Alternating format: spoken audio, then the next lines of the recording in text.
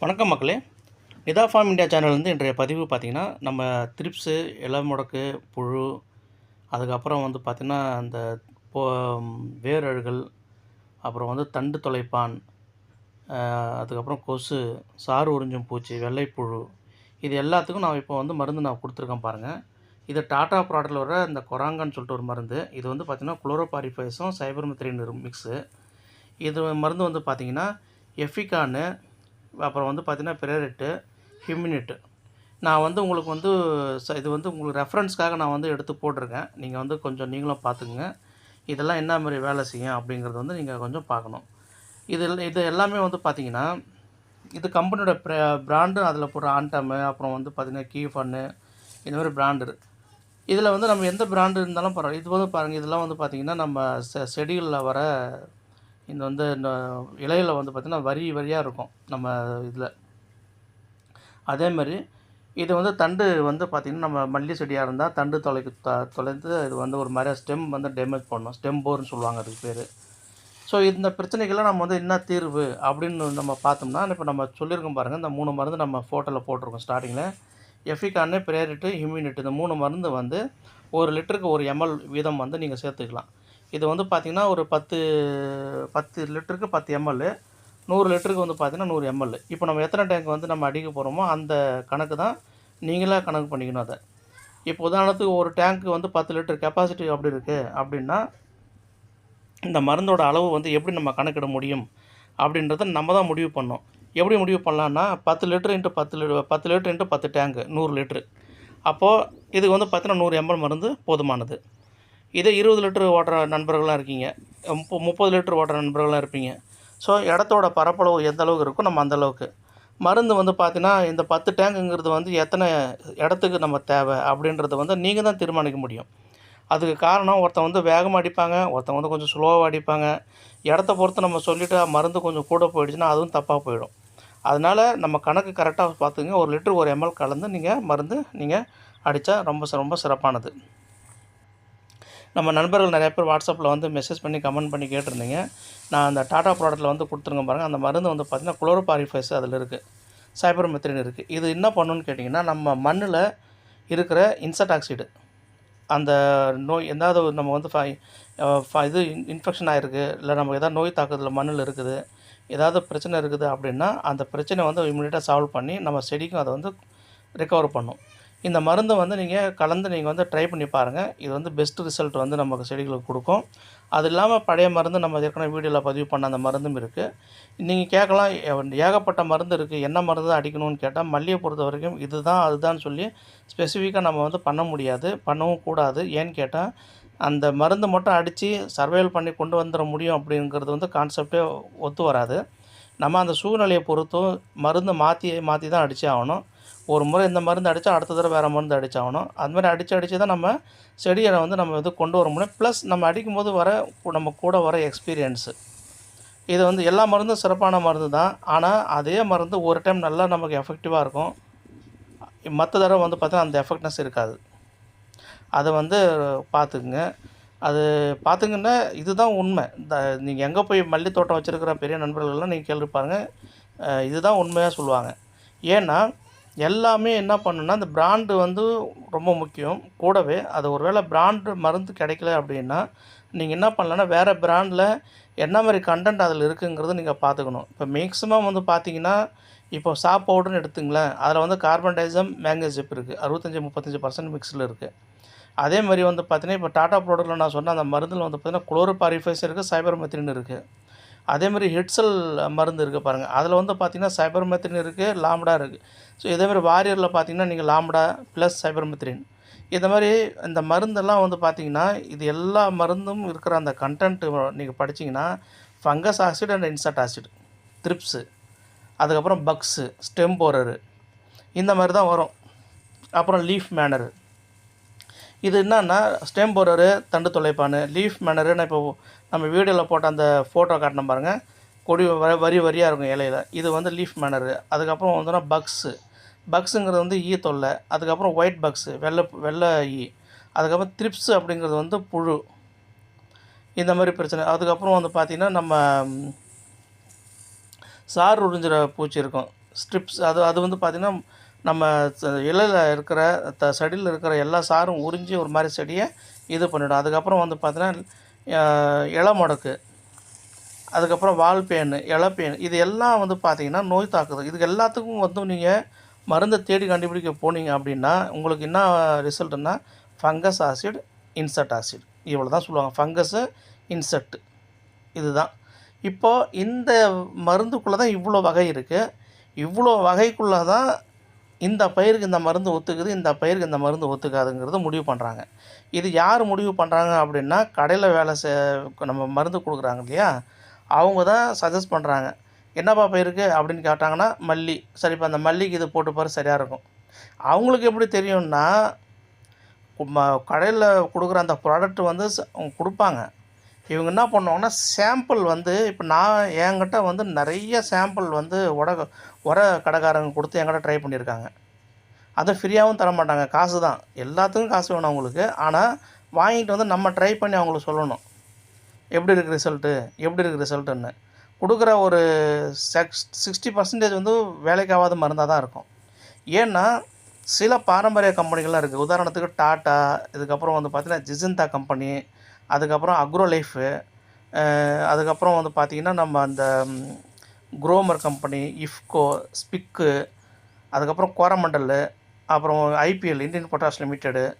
So இந்த மாதிரி உரம் கம்பெனி மட்டும் தான் பார்த்திங்கன்னா பண்ணுற ப்ராடக்ட் வந்து கொஞ்சம் நாணயமாக இருக்கும், கொஞ்சம் நல்லாவே இருக்கும். டாட்டாவில் வர ப்ராடக்ட் சிறப்பாக இருக்கணும், கொஞ்சம் விலை கொஞ்சம் காஸ்ட்லியாக இருக்கும். சாப் பவுடரில் வர டாட்டா ப்ராடக்ட்டில் வர சாப் பவுட்ரு மிக மிக சிறப்பானது, விலை கம்மி. அதேமாதிரி மோனோக்ரோட்டோபாஸு பார்த்திங்கன்னா அதுவும் ரொம்ப விலை கம்மி. இதெல்லாம் வந்து பார்த்திங்கன்னா ஒரு காலத்தில் கொடிக்கட்ட பறந்த ஃபங்கஸ் அண்ட் இன்செக்ட் ஆசிட். இதெல்லாம் முருங்கைக்கும் சரி மல்லிக்கும் சரி ஒரு காலத்தில் மிக சிறப்பான ஒரு மருந்து. மோனோக்ரோட்டோபாஸில் அடிச்சுக்க மருந்தே இல்லை அந்த சமயத்தில். இன்றைக்கி என்ன ஆகிடுதுன்னா, காலம் இந்த அளவுக்கு வேகமாக போக போக இந்த மருந்தோட பேர் மாறுது, மருந்தோட தரமும் மாறுது.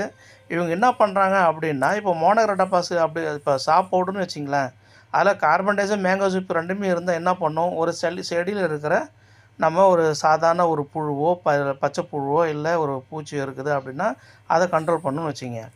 அப்படியே அதுக்கு ஓவர்டேக் பண்ணுற மாதிரி மோனோக்ரோட்டோபாஸ் கொண்டு வந்தாங்க. அது என்ன பண்ணோம், இதை விட கொஞ்சம் பெட்டர் ரிசல்ட்டாக கொண்டு வந்தாங்க. அது என்ன பண்ணும், ஒரு 2-3 வகையான பிரச்சனையை சால்வ் பண்ணிச்சு. அதுக்கப்புறம் கூட என்ன பண்ணாங்க, சேமியா மாதிரி இருக்கும், சாலிடில் லிக்விட் ஃபார்மில் இருக்குது, அதுக்கு பேர் தைமோத்தைசியம். தைமோத்தைசியம் இப்போ கூட வந்து பெஸ்ட்டு ரிசல்ட்டு. நம்ம செடி வந்து பார்த்திங்கன்னா பூவில் இருக்கிற காம்பு சுருக்கம், அப்புறம் காம்பில் இருக்கிற புழு, செடியில் இருக்கிற புழு, அதுக்கப்புறம் இந்த வெள்ளை பிங்க் கலரில் பூ வரும், அது ஓவராலாக அந்த தைமோத்தைசியம். இப்போ இது ஒரு மருந்தும் ஒரு பிரச்சனைக்கு மட்டும்தான் சால்வ் பண்ணுற மாதிரி தான் கொடுத்துருக்காங்க. நீங்கள் காம்பினேஷன் நீங்களே பாருங்கள், நீங்கள் அடித்து விவசாயம் உங்களுக்கு அனைவருக்கும் தெரியும். நீங்கள் மருந்து வாங்கினீங்கன்னா அந்த மருந்தோட கீழே நீங்கள் வந்து பாருங்கள், எந்த சேனல்லையும் சரி எந்த ஒரு உரக்கடையிலும் சரி இவ்வளோ தெளிவாக எனக்கு தெரிஞ்சு சொல்கிறதுக்கான வாய்ப்பு 100% கிடையவே கிடையாதுங்க. யாருமே வந்து ஒன்று பிராண்டு பேர் சொல்லிட்டு போயிட்டே இருப்பான், இல்லை இந்த காம்பினேஷன் பேர் சொல்லுவான். இந்த நார்த் இந்தியாவில் வந்து இந்தியன் ஃபார்மர்னு சொல்லிட்டு ஒரு சேனல் ஒன்று இருக்குது.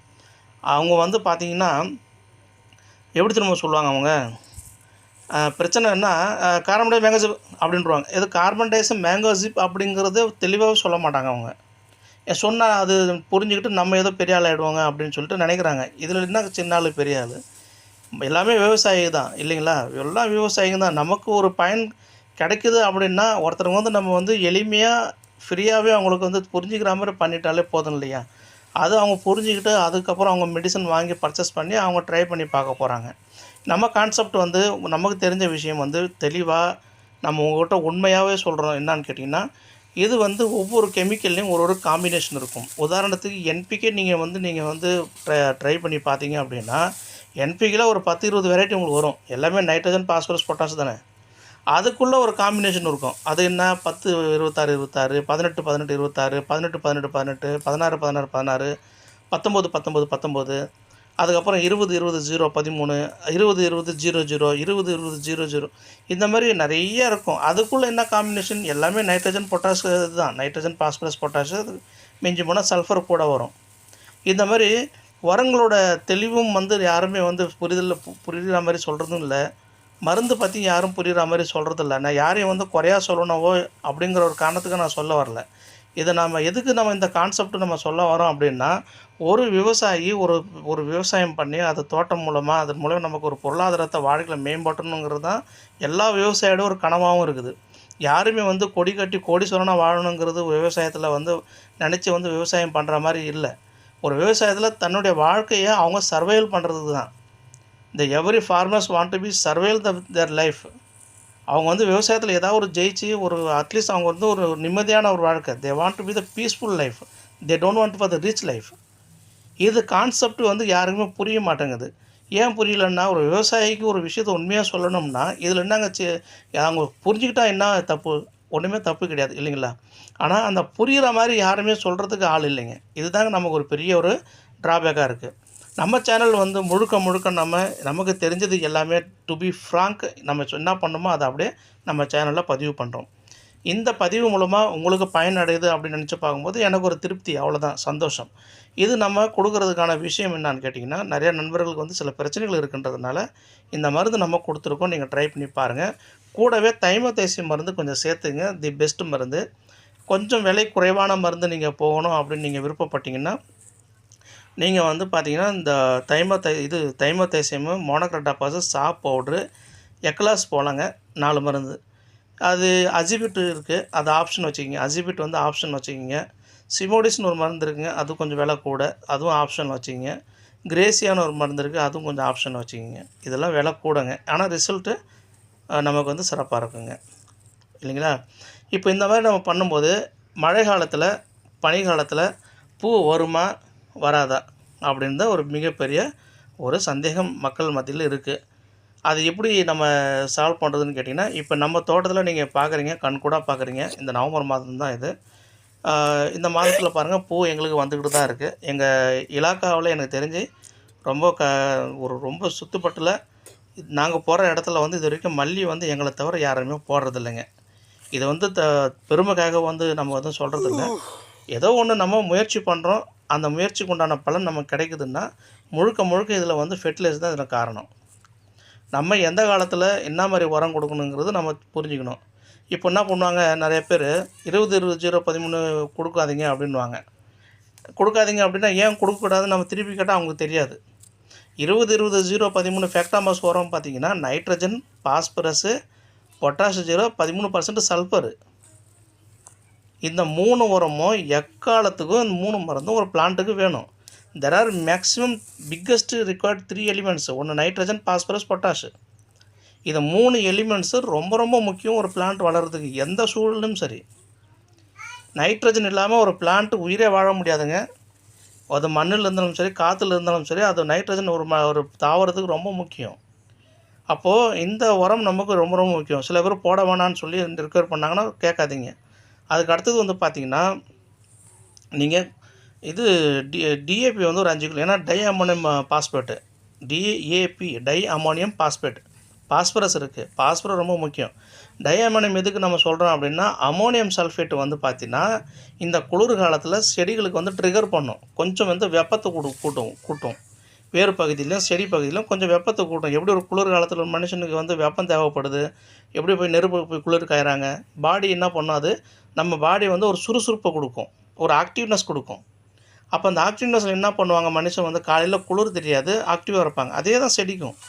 செடி போய் அப்படியே உறங்கி போய் கிடக்கும். அந்த உறங்கி போய் கிடக்கிற செடிக்கு நம்ம டை அமோனியம் பாஸ்பேட் கொடுக்கும்போது கொஞ்சம் செடி பூஸ்ட் ஆகும். இந்த பூஸ்ட் ஆகும்போது நம்ம செடிக்கு பக்கத்தில் ஒரு 30 சென்ட்டுக்கு பார்த்திங்கன்னா 20-0-13 25 கிலோ எடுத்துங்க. அதுக்கப்புறம் பார்த்திங்கன்னா ஆல்-19 ஒரு 10 கிலோ. நம்ம நேற்று சொன்ன அந்த வீடியோ கூட சொல்லியிருந்தோம். ஆல்-19 எல்லாமே நைட்ரஜன், பொட்டாஷ், பாஸ்பரஸு ஆல்-19ல். அதுக்கப்புறம் பார்த்திங்கன்னா டிஏபி ஒரு 5 கிலோ எடுத்துங்க. இது யூரியா ஒரு 5 கிலோ எடுத்துங்க. குரோமர்ன்றது குரோமர் கம்பெனி பிராண்ட் பேருங்க. குருணை ஒரு 5 கிலோ எடுத்துங்க. இது எல்லாமே எடுத்து நல்லா மிக்ஸ் பண்ணி, யூரியா ரொம்ப கம்மியாக எடுக்கணுங்க. ஒரு 5 கிலோ போதும், ரொம்பலாம் எடுக்க வேணாம். யூரியா, பொட்டாஷ் 5 கிலோ எடுத்துங்க.